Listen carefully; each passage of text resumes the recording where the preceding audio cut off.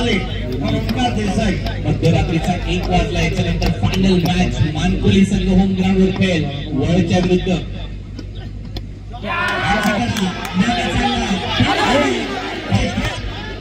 ओंकार देसाईला आणखीन एक जीवदान मिळतंय या मॅच मध्ये। ठरला 5 बॉल 14 धावा।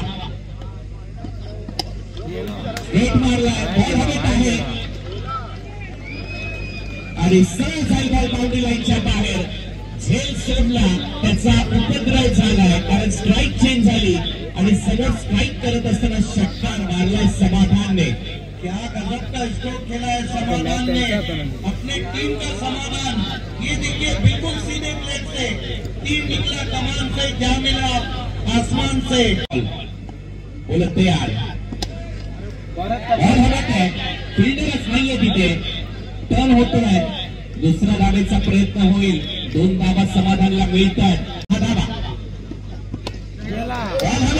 टायमिंग प्रॉपर, षटकाराने हा सामना इथे फिनिश केलाय।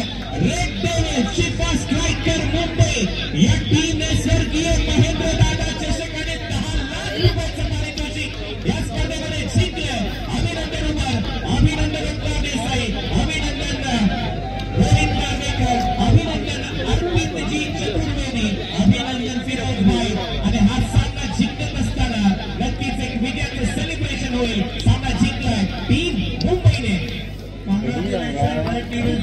शिफा स्ट्राइकर मुंबई जीता है उमर खान की कप्तानी में, ओंकार देसाई के एक्सपीरियंस में।